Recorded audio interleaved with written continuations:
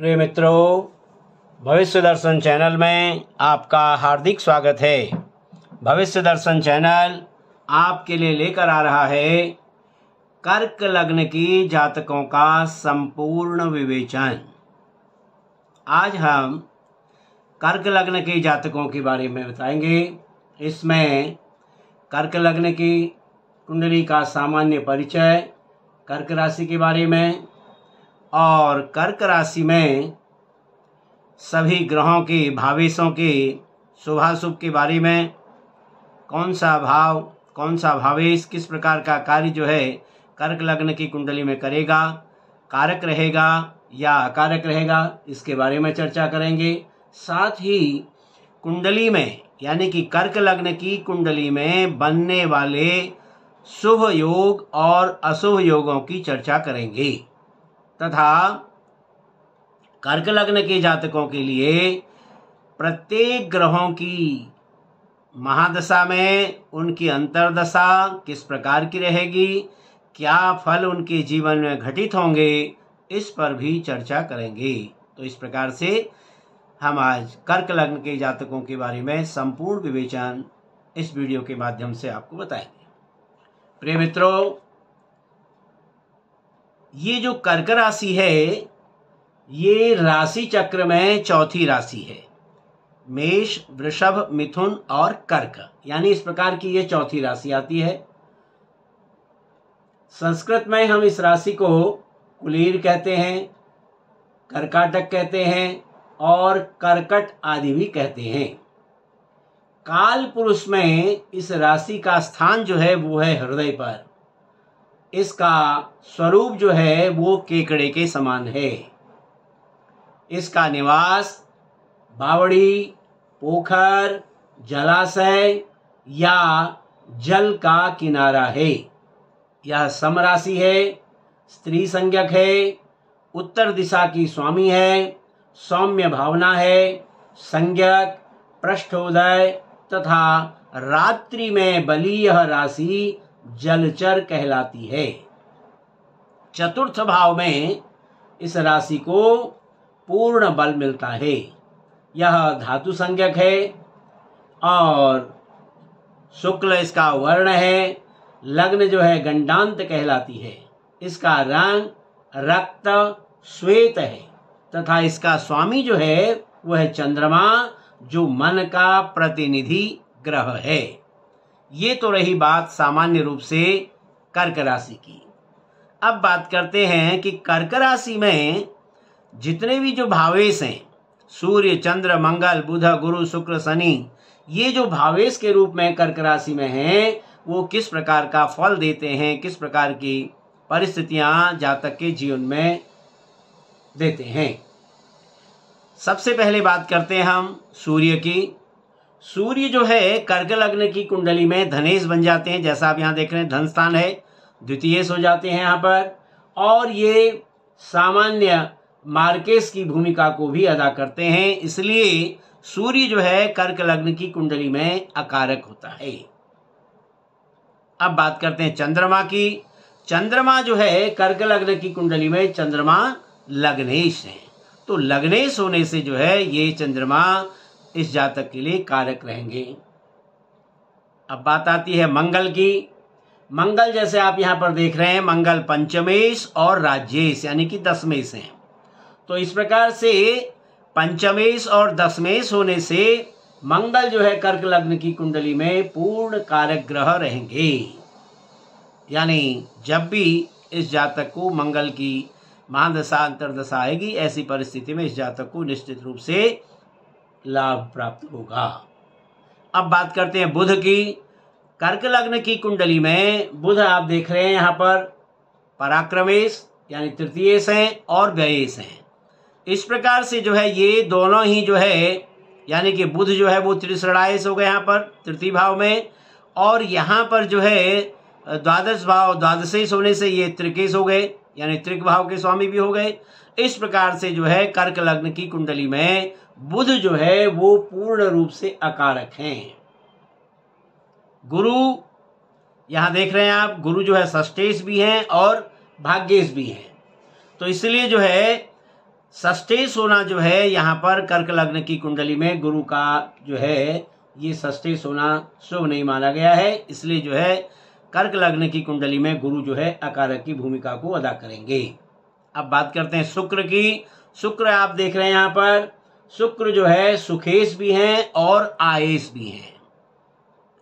तो इस प्रकार से सौम्य ग्रह का केंद्र भाव में होना ये शुभ नहीं माना जाता है। और दूसरा जो है शुक्र यहाँ के एकादशी त्रिषडायश आय स्थान के स्वामी होने से जो है ये अकारक हो गए, इसीलिए जो है कर्क लग्न की कुंडली में शुक्र की भी जो है वो अकारक की भूमिका अदा करेगा। अब हम बात करते हैं शनि की। शनि देख रहे हैं आप यहाँ पर सप्तमेश है और अष्टमेश है। तो इस प्रकार से शनि का सप्तमेश और अष्टमेश होना इस जातक के लिए जो है ये शनि यहाँ पर कर्क लग्न की कुंडली में तटस्थता की भूमिका को अदा करेंगे, यानी शनि जो है कर्क लग्न की कुंडली में तटस्थ रहेंगे। सामान्य नियम क्या कहता है कि गुरु कुंडली में जहां भी बैठेगा उस भाव की हानि ही करेगा। जैसे मान लो कर्क लग्न की कुंडली है, लग्न में यदि चंद्रमा बैठा हो, यहाँ पर जो है गुरु यहाँ पर लग्न में बैठ करके स्वास्थ्य की क्षीणता देते हैं, दूसरे भाव में जो है धन हानि करते हैं, तीसरे भाव में कुटुंब से विरोध होता है, चतुर्थ भाव में होने से जो है ये मातृ वियोग आदि का कारक बनता है। तो गुरु जो है अकेले जिस भाव में भी होंगे इस भाव की हानि करते हैं। बुध जो है इस कुंडली में आप देख रहे हैं अकारक हैं, क्योंकि तीसरे भाव का स्वामी और द्वादश भाव का स्वामी होने से यहाँ पर अकारक है। अब मंगल जो है यहाँ पर केंद्र और त्रिकोण दो भावों के स्वामी हैं। कर्क लग्न की कुंडली में मंगल केंद्र और त्रिकोण दो भावों का अधिपति होकर के शुभ बन जाता है। और ऐसी परिस्थिति में कर्क लग्न की कुंडली में यदि मंगल का चंद्रमा से योग होता है तो इस परिस्थिति में ये और विशेष शुभ फलदायक बन जाता है। शुक्र कर्क लग्न की कुंडली में शुक्र तो अकारक ही कहलाता है, फिर भी यदि वह द्वादश या द्वितीय भाव में हो, यदि शुक्र जो है द्वादश भाव में आ जाए या द्वितीय भाव में आ जाए तो ये विशेष धनदायक और कारक ग्रह हो जाता है। ये कब होगा? जब कर्क लग्न की कुंडली में शुक्र जो है द्वितीयेश या द्वादशेश हो जाए। अब इसका कारण क्या है? इसका कारण ये बताया है कि 12वें भाव में, यानी कि 12वां भाव जो है ये शुक्र जो है आय स्थान से दूसरा हो जाएगा 12वें भाव में, और क्योंकि ये एकादश भाव से दूसरा हो गया, और दूसरा जो स्थान है ये हमारा है धन स्थान कहलाता है, इसलिए आय स्थान से धन स्थान में होगा ये। तो इस प्रकार से जो है शुक्र यहाँ पर कारक बन जाएगा जब शुक्र की स्थिति द्वितीय भाव में हो या द्वादश भाव में हो। दूसरे भाव में इसलिए जो है वो योग कारक हो जाएगा क्योंकि अपनी राशि यानी कि तुला से एकादश भाव में आय भाव में जो है, और दूसरी राशि जो है ये वृषभ से केंद्र स्थान में हो जाएगा। वृष से जो है यदि यहाँ पर देखा जाए तो वो केंद्र स्थान में आ जाता है। तो इसलिए दोनों ही परिस्थितियों में जो है वो द्वादश भाव में भी और द्वितीय भाव में भी जो है शुक्र यहाँ पर योग कारक रहेगा। अब बात अगला नियम क्या कहता है कि कर्क लग्न की कुंडली हो, उस कर्क लग्न की कुंडली में यदि चंद्रमा, मंगल और सूर्य, चंद्र, मंगल और गुरु, यानी ये तीन, चंद्र, मंगल और गुरु, ये यदि दूसरे भाव में हों और शुक्र और सूर्य यदि 5वें भाव में हो जाएं तो ऐसा व्यक्ति निर्धन तथा विपन्न अवस्था में भी जन्म लेकर के करोड़पति होता है। तो ये विशेष योग जो है इस प्रकार से कर्क लग्न की कुंडली में जो है ये बनते हैं। अब अगला नियम क्या कहता है कि सामान्य रूप से कर्क लग्न की कुंडली में बुध जो है वो सामान्यतः कारक है ही है, पर यदि यहाँ पर बुध और शुक्र यानी बुध और शुक्र का शुक्र के साथ यानी शुक्र और बुध की युति यदि पंचम भाव में हो जाती है तो बुध में कारकत्व गुण आ जाता है, और ऐसा बुध जो है वो अपनी दशा और अंतर्दशा में श्रेष्ठ धन लाभ एवं भाग्य वृद्धि में सहायक होता है। अब कर्क लग्न की कुंडली हो 11वें भाव में यदि यहाँ पर बुध और शुक्र और चंद्रमा की युति हो जाए और सूर्य जो है 10वें भाव में हो और गुरु जो है यदि लग्न में हो जाए तो ऐसी परिस्थिति में व्यक्ति विश्वविख्यात और कीर्ति युक्त होता है। अब इसका तात्पर्य क्या है? इसका तात्पर्य यह है कि सूर्य जो है यहाँ पर यदि होगा तो ये मेष लग्न में यानी कि मेष राशि में सूर्य होगा 10वें भाव में तो ये उच्च का हो जाएगा, और गुरु जो है यदि लग्न में होगा तो कर्क राशि है तो कर्क लग्न है, कर्क राशि होने से यहाँ पर गुरु जो है उच्च का हो जाएगा लग्न में, और फिर भाग्य भाव पर भी भाग्येश की दृष्टि होगी। भाग्य भाव जो है हमारा यहाँ पर उस पर जो है भाग्येश की भी दृष्टि बन जाएगी। तो इस प्रकार से 11वें भाव में चंद्रमा जो है यहाँ पर उच्च का हो जाएगा और शुक्र जो है स्वराशि का हो जाएगा। इस प्रकार से जब 3 ग्रह उच्च के हो जाएंगे तो व्यक्ति निसंदेह उच्च श्रेणी का होगा ही।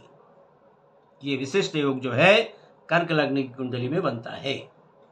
सूर्य मंगल यदि 10वें भाव में यदि श्रेष्ठतम स्थिति में होंगे तो ऐसा व्यक्ति मंगल की महादशा में लखपति होता है, लेकिन गुरु की जब दशा आएगी उसके लिए वो भयंकर और मार्केज भी बन जाती है। क्यों बताया ऐसा? क्योंकि इसमें भी जो है मंगल जो है यहाँ पर स्वराशिस्थ एवं सूर्य जो है यहाँ पर उच्च राशिस्थ हो जाता है और दोनों केंद्र में हैं, और मंगल जो है पंच महापुरुष योग में से एक योग बनाने में भी समर्थ होता है। अगला योग क्या कहता है? कर्क लग्न की कुंडली हो और सूर्य जो है यदि 2 भाव में, बुध जो है 3 भाव में गुरु के साथ हो, शुक्र 4 भाव में एवं मंगल 6 भाव में हो, तो ऐसा व्यक्ति अपने बाहुबल से श्रेष्ठ धन लाभ करता है। क्या बताया? सूर्य 2 भाव में, बुध 3 भाव में गुरु के साथ और शुक्र 4 भाव में एवं मंगल यदि 6 भाव में हो तो यहाँ पर ऐसा व्यक्ति जो है अपने बाहुबल से श्रेष्ठ धन लाभ करता है और श्रेष्ठ व्यक्तियों से उसका संपर्क होता है।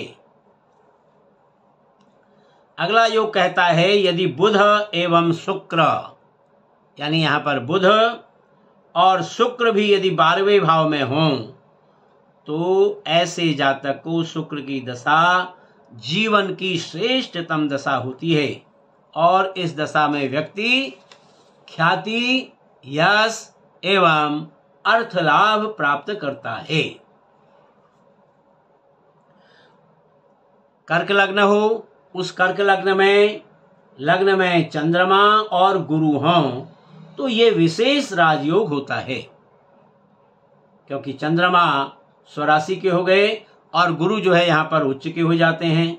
इस प्रकार से जो है ऐसा बनने वाला जो योग है ये विशेष राजयोग होता है।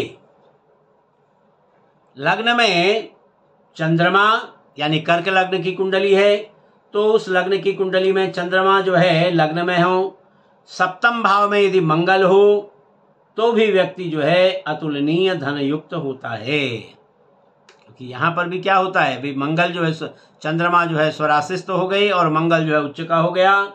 तो इस प्रकार से ऐसा जो व्यक्ति है वो अतुलनीय धन से युक्त रहता है। अगला योग हमारा ये कहता है कि कर्क लग्न की कुंडली में शनि यदि चौथे भाव में हो, गुरु जो है लग्न में और मंगल जो है यदि सप्तम में हो, तो ऐसा व्यक्ति विश्वविख्यात होने के साथ साथ पूर्ण सुखों का उपभोग करने वाला होता है। क्या बताया? कर्क लग्न की कुंडली है, शनि जो है चौथे भाव में, गुरु जो है लग्न में और मंगल जो है सप्तम में। तो ऐसी परिस्थिति में ऐसा जातक जो होता है वो विश्वविख्यात होने के साथ साथ पूर्ण सुखों का उपभोग करने वाला भी होता है। अब अगला योग क्या कहता है कि कर्क लग्न की कुंडली हो, दसम भाव में सूर्य एवं लग्न में चंद्रमा हो, तो यह योग भी जो है विशेष राजयोग सिद्ध होता है। क्या बताया? लग्न में कर्क लग्न की कुंडली, लग्न में चंद्रमा और दसम भाव में सूर्य का होना, क्योंकि यहां पर चंद्रमा स्वरास्थिस्थ हो गए और दसम भाव में सूर्य जो है उच्च का हो गया, तो ये भी एक विशेष राजयोग सिद्ध होता है। और कर्क लग्न की कुंडली हो तो सूर्य बुध यदि लग्न में बैठे हों, शुक्र जो है चौथे भाव में और चंद्र और मंगल जो है यदि 11वें भाव में हों, तो भी ऐसा व्यक्ति व्यापार में अतुल धन कमाता है और प्रत्येक कार्य में भाग्य उसका साथ देता रहता है। कर्क लग्न हो, उस कर्क लग्न में केवल यहां पर चंद्रमा हो, तो ऐसा व्यक्ति बड़ी तेजी से चौंकाने वाले कार्य करता है, क्योंकि ऐसे व्यक्ति जो होते हैं वो बड़े शीघ्राति प्रिय होते हैं। अपने निश्चय में वे शीघ्र ही परिवर्तन कर लेते हैं और उदार एवं सहिष्णु स्वभाव के भी होते हैं। अगला योग कहता है बुध का संबंध यदि सूर्य एवं चंद्रमा से हो, तो ऐसा व्यक्ति लेखन कला में निपुण होता है। क्या बताया? बुध का संबंध यदि सूर्य एवं चंद्रमा से हो, तो ऐसा व्यक्ति लेखन कला में निपुण होता है और साहित्य अनुरागी भी होता है। बुध की जो श्रेष्ठतम स्थिति है, यानी कि पंचम भाव में बुध जो अकेला और उस पर शनि या राहु की दृष्टि न हो, तो व्यक्ति निस्संदेह जो है बुध की दशा में लखपति होता है। पर इसमें यह भी ध्यान रखना होगा कि तीसरे भाव पर भी पाप ग्रहों की दृष्टि न हो। शुक्र केवल 7वें भाव में या 12वें भाव में हो, तो ऐसे जातक की जो मां है वो विविध रोगों से कष्ट पाती है। शुक्र का केवल 7वें या 12वें भाव में होना वो मां को जो है विविध कष्ट देने वाला होता है, और खास तौर पर राहु की दशा में व्यक्ति स्वयं भी मृत्यु तुल्य कष्ट को प्राप्त करता है। अगला योग कहता है कर्क लग्न की कुंडली है, शनि सप्तम भाव में हो या अष्टम भाव में हो, तो व्यक्ति की जो स्त्री है वो बड़ी कर्कश स्वभाव की होती है। ऐसे जीवन संगिनी को गृहस्थ सुख जो है न्यून या सम बना रहता है, यानी सप्तम भाव में शनि की स्थिति को कर्क लग्न की कुंडली में शुभ नहीं बताया गया है। मंगल की स्थिति यानी कर्क लग्न की कुंडली है और मंगल की जो स्थिति है वो सप्तम में हो जाए, पंचम में हो या फिर दसम भाव में हो, तो ऐसा योग जो है ये विशिष्ट राज योग कारक होता है। सप्तम में मंगल की स्थिति उच्च की हो गई और पंचम में मंगल की स्थिति स्वराशिस्थ हो गई और दसम में भी जो है मंगल की स्थिति स्वराशिस्थ हो गई। ऐसी परिस्थिति में जो है ये विशिष्ट राजयोग कारक होती है। ये तो रहा प्रिय मित्रों कर्क लग्न की कुंडली से बनने वाले सुयोग और कुयोगों के बारे में चर्चा। अब बात करते हैं कि कर्क लग्न की कुंडली में दशाओं का और अंतर दशाओं का क्या प्रभाव रहेगा। अब कर्क लग्न की कुंडली है, यदि कर्क लग्न की कुंडली में सूर्य की महादशा शुरू हो रही है और उस सूर्य की महादशा में सूर्य का ही यदि अंतर आ रहा है तो यह जातक के लिए कष्टदायक और मारक होता है। और यदि चंद्रमा का सूर्य की महादशा में चंद्रमा का अंतर आ रहा है तो ये व्यय प्रधान रहता है। मंगल का अंतर श्रेष्ठ प्रमोशन उन्नति देने वाला और राज्य में उन्नति प्राप्त करने, सरकार से उन्नति मिलने वाली होती है ऐसे जातक को। यानी ये मंगल की जो है दशा, सूर्य की महादशा में मंगल की अंतरदशा जो आती है ये जातक के लिए श्रेष्ठ रहती है। राहु की जो दशा आती है वो सामान्य रहती है। गुरु की दशा शुभ और फलदायक रहती है। शनि की जो दशा आती है सूर्य में वो पूर्वार्ध में जो है इसका कष्टदायक रहता है, लेकिन उत्तरार्ध जो है शनि की दशा शुभ रहती है। बुध की अंतरदशा जो है लाभदायक रहती है। केतु की अंतरदशा अनुकूल और उन्नतिदायक रहती है, जबकि शुक्र की दशा जातक को शुभ फलदायक रहती है। ये तो रही सूर्य की महादशा में अंतरदशाओं का फल। अब बात करते हैं चंद्रमा की महादशा में और अन्य ग्रहों की अंतरदशा। चंद्रमा की जब महादशा आती है कर्क लग्न के जातकों को, उसमें चंद्रमा का ही जब अंतर आता है तो वह जातक के लिए आत्मोन्नति कारक और फलदायक रहता है। मंगल की अंतरदशा श्रेष्ठतम और धन देने वाली होती है। राहु की अंतरदशा परेशानियां और कष्ट देने वाली होती है। चंद्रमा की महादशा में गुरु की अंतरदशा जो है वो शुभ और अनुकूल रहती है, जबकि चंद्रमा की महादशा में शनि की अंतरदशा बाधा युक्त रहती है, कामों में रुकावटें डालने वाली रहती है। और बुध की अंतरदशा व्यय प्रधान, खर्च करने वाली, और पर इसका जो पूर्वार्ध है वो शुभ रहता है।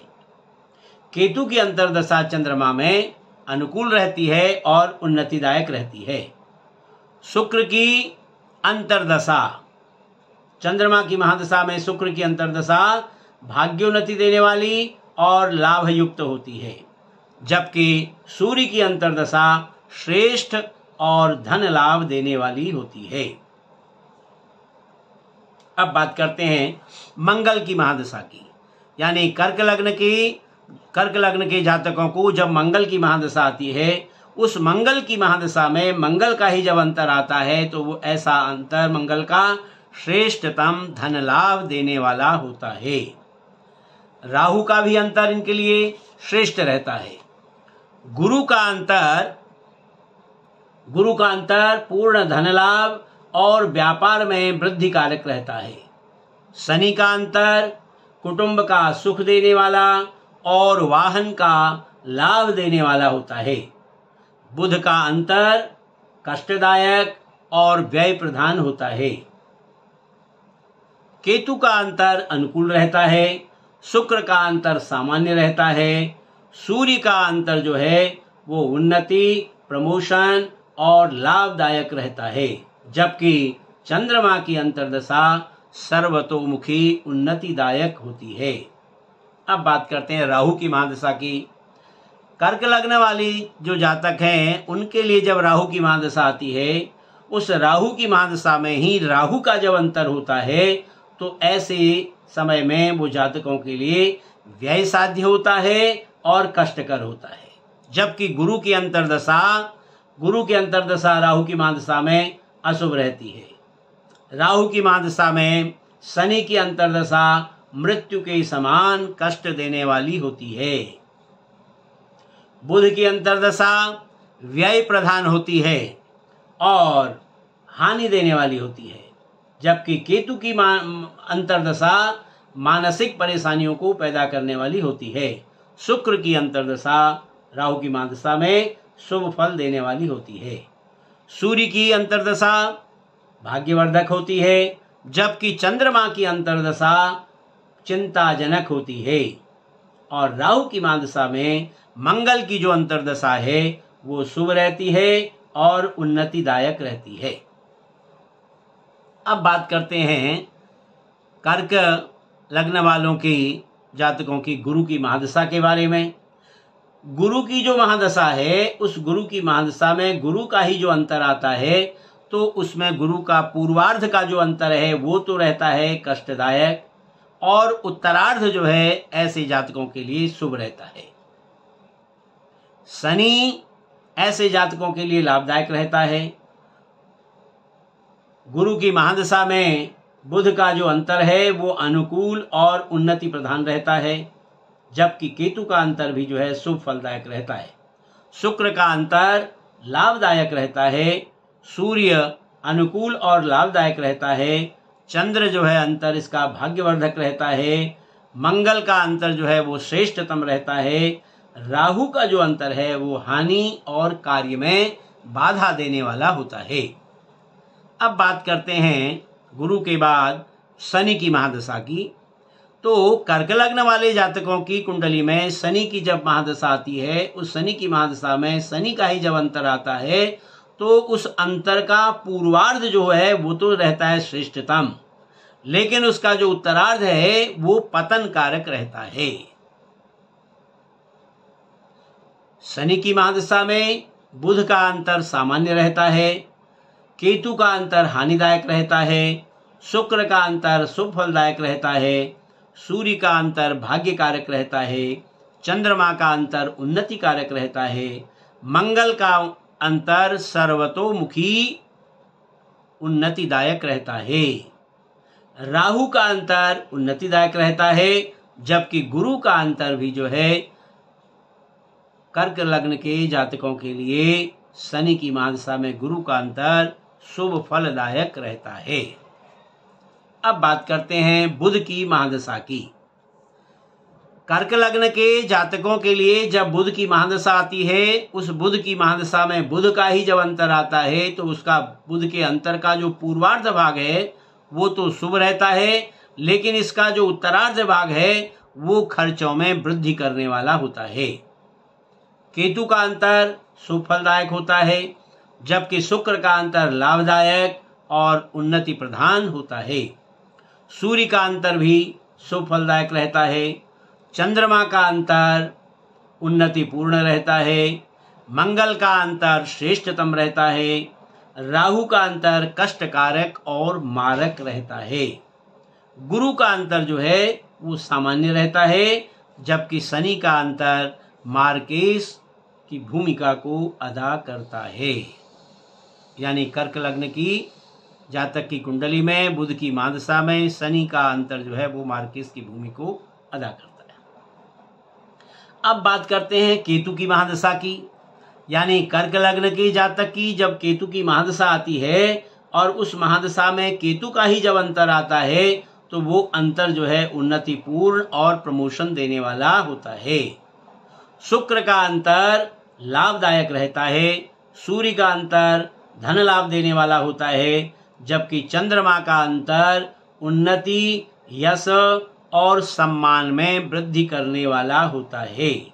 मंगल का अंतर श्रेष्ठ रहता है। राहु का अंतर जो है केतु की महादशा में वो मानसिक कष्ट को देने वाला होता है, जबकि गुरु का अंतर हानिप्रद रहता है। शनि का अंतर भी जो है इसमें कष्टदायक रहता है, और जबकि बुध का जो अंतर है ये उन्नतिदायक रहता है। अब बात करते हैं कर्क लग्न की कुंडली में शुक्र की जब महादशा आती है, उस शुक्र की महादशा में शुक्र का ही जब अंतर आता है, तो वह अंतर जातक के लिए श्रेष्ठतम रहता है। सूर्य का अंतर आता है शुक्र की महादशा में, तो वो प्रबल जो है धन योग बनाने वाला होता है।